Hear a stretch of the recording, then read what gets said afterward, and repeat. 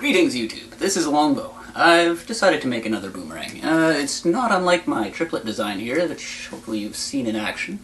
But this one is going to be made of aluminum. Just like my other aluminum boomerang. I've already got a good deal of the pattern drawn out, and the two sides that you see finished, being this one and this one right here, we're done with files, hand files such as this guy. But my arm's getting sore, so I decided to buy myself a nice little toy here, a belt sander. Oh, let's see how this works. I've owned one of these puppies before, but this one's got some nice features that my last one didn't have, such as this nifty plastic shield up here, and that's very handy. It prevents the machine from firing sawdust into your eyes at 60 miles an hour, which is good. Another feature my last one didn't have was the table. Not really helpful in boomerangs anyway. And my last one also was not a 2-in-1 machine. This one has got a disc sander on this side. This little miter gauge there. And yeah, there she is. 1/3 horsepower motor. So let's test this puppy out and see how... Oh, another thing it has is a back plate, which my other one did not have. And, well, I will be removing this for making boomerangs, because you don't want a perfectly flat airfoil on top of your boomerang. You want a nice curve across that length. See, that's curved, it's not straight. So by removing this, the belt will actually flex and help to make that curve even easier. Okay, so the screws are removed, and I can now remove the backing plate here and turn this puppy on. Okay, so this is me turning it on for the first time. So,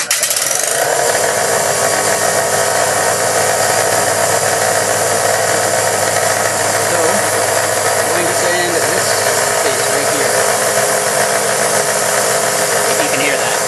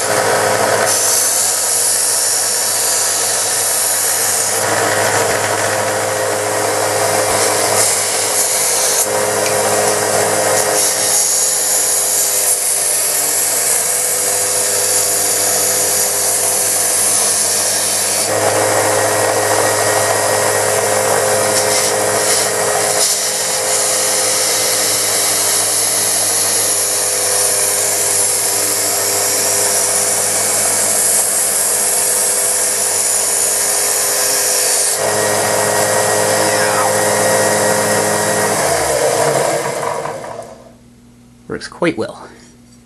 Probably got about a couple hours worth of filing done and a couple minutes worth of sanding.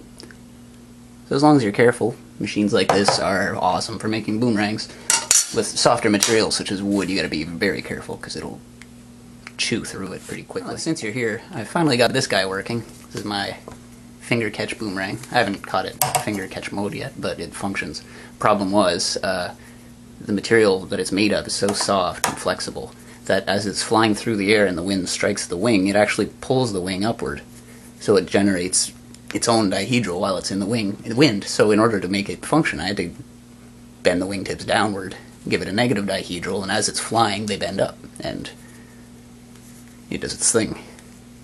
As I will demonstrate right here.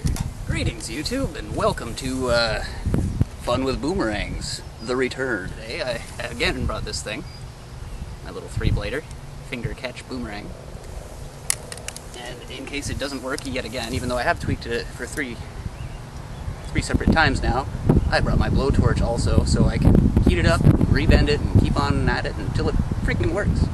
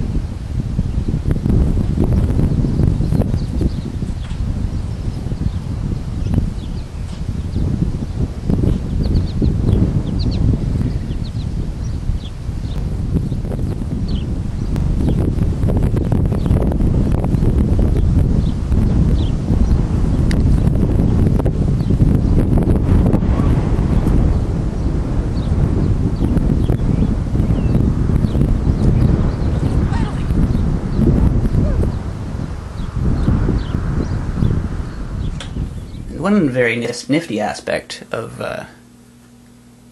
making aluminum boomerangs is you get this nifty aluminum powder here, quite fine, and I don't know, I'm wondering if you can guess what I'm going to make out of this. And if you can't guess, I'm making thermite. And just so you know, I'd like to show you some of the dangers of the boomerangs. This plexiglass one here is an Omega design, and it flies very far, very fast. And I had this thing slam into me last weekend, but I don't know, 70 kilometers an hour or so. It really hurt. Here's the clip. This one is a little bit different from most boomerangs. When you throw an Omega, like imagine the wind is coming directly from your point of view. With most boomerangs, you throw them pretty much right into the wind vertically. With an Omega, you end up throwing out a bit off to the side, and instead of vertically, you have a 45-degree tilt.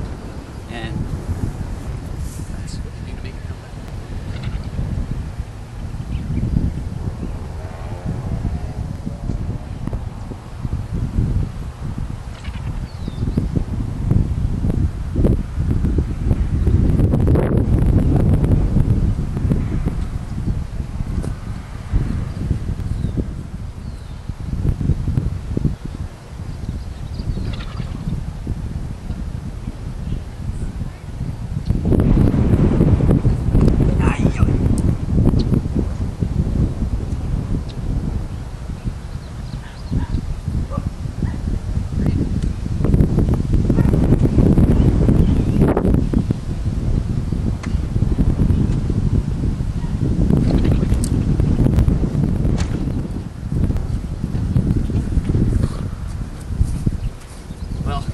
See, that one came back, even though it almost killed me. In case you're wondering what happens when you don't catch a boomerang and let it hit you, it looks a little bit like this. You can see that, kind of bloody, kind of a nice bruise there.